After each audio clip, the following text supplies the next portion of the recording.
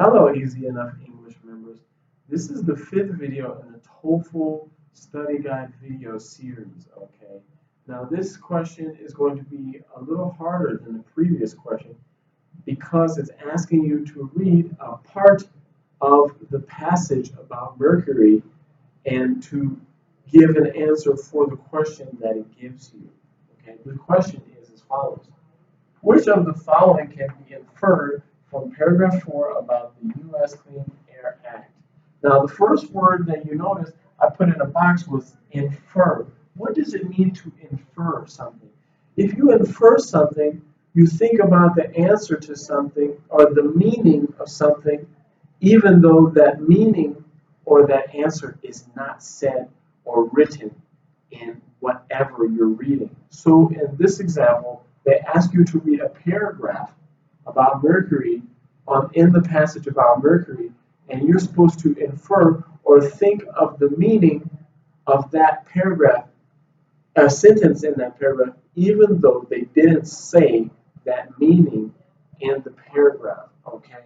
So our answers are A, it was aimed to increase air pollution. Okay, increase means to make more. Okay, if you increase something, you make more of it. It gets bigger or more. Okay. It existed prior to the effects of pollution on the environment were known. Okay, so first one is existed. To exist means to be. Okay. Now prior is just means before. Okay. Effects are things that happen because of something. Okay. So what is the effect of me taking off this marker, this cap, and writing on the board? The effect is a line or words that you can see. That is an effect. Okay. Now, C is it was part of the reason industries reduced harmful emissions into the air. Okay. Now, industries, you can think of industries as factories. Okay. Certain industries have factories, and reduce means to make less of or make smaller. Okay. Emissions are just bad air from cars or factories. So I can draw a picture over here. An example of an emission is if you have a car, okay, here's my car, here's my window, my wheels. Now, on the bottom of the car, you have something called a muffler. Now, gas comes out of the muffler like this. That gas that comes out of the car is an emission, and we know that is bad for the environment. Okay, and the final answer is D. It has been unsuccessful in slowing air pollution.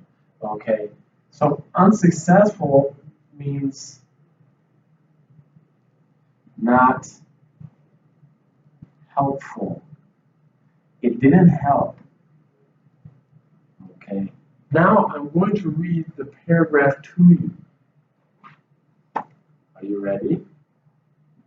Studies indicate that mercury levels in U.S. waterways have increased anywhere from 100 to 400% over the course of the last century, and no river, lake, or ocean seems immune.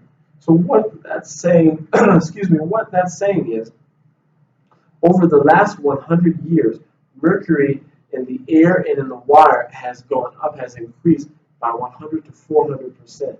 That means before that, in that 100 years, there was no mercury in the water. Okay. And they're saying that, what they're saying is that there's no lake or river or stream that is not contaminated with mercury. Every body of water has some amount of mercury in it. Okay. It is important to note that thanks to the U.S. Clean Air Act, which is what the question is about, and efforts by industry to curb unnecessary discharges as well as better sewage treatment methods, the levels have been in slow decline since the 1970s. So what that is saying is because of the U.S. Clean Air Act, the number and amount of mercury in lakes, streams, and the ocean has gone down, okay? And factories, because of this act, factories know that this act is in action, so they have to try not to put any pollution in the water, okay? And the levels of mercury have gone down since 1970, okay? However, this minor decline is relatively minuscule in comparison to the major increase in the years prior.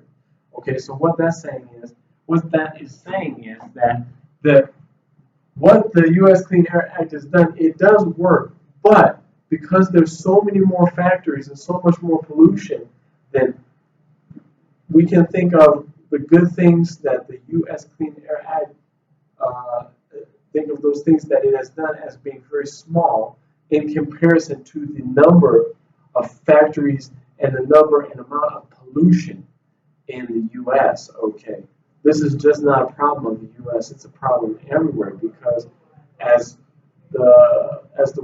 we get more technologically advanced and we have things like our iPhones and our computers, now we need to understand that those things are made somewhere and there are byproducts. When making those things, there's certain bad things that in the factories that the factories release into the environment. Okay, because of that, because of all these things that we need to have, the amount of air pollution and pollution, environmental pollution, is increasing.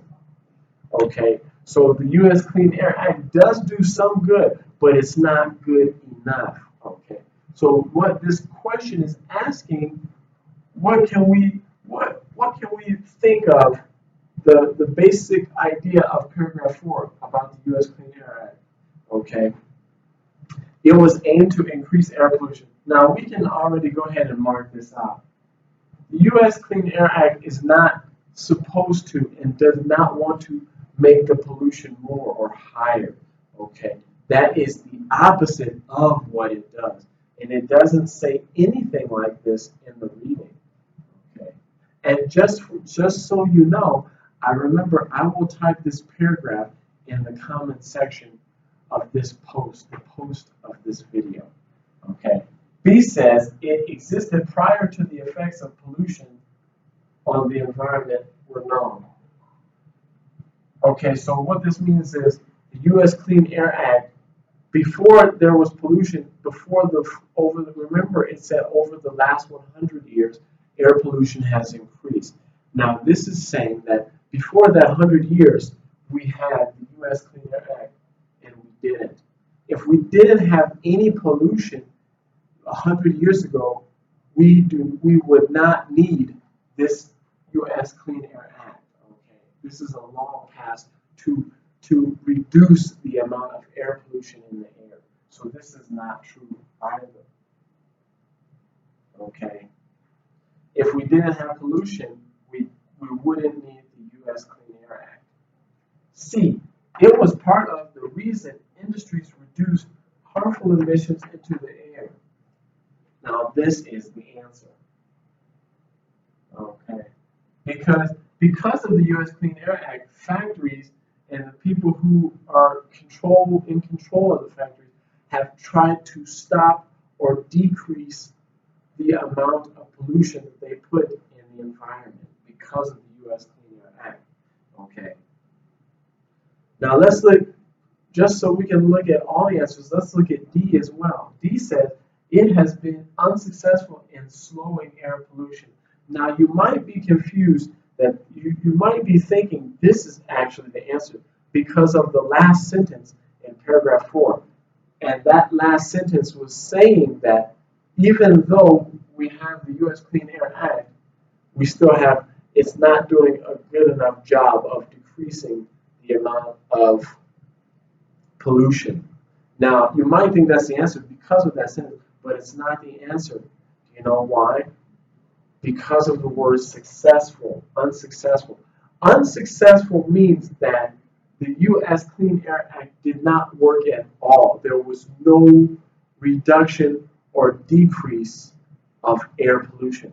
But we know that there was, because of the U.S. Clean Air Act, there has been a little less pollution, just a little. But that is still a success because it does work. It just doesn't work well enough, but it works. Okay, so this is not the appropriate answer. This answer is saying that the U.S. Clean Air Act does not work at all, and that's not true. Okay. So there's the video, guys. I hope you liked the video. If you do, be sure to leave me a comment in the comment section of this post. If you would like to reach me with information on tutoring, you can reach me at easyenoughhenglish@gmail.com. I'll write that for you. easyenoughhenglish@gmail.com. Now, you can send me an email at this email address asking me about any information on tutoring. Remember, our job at Easy Enough English is to provide you with quality English lessons at an affordable rate.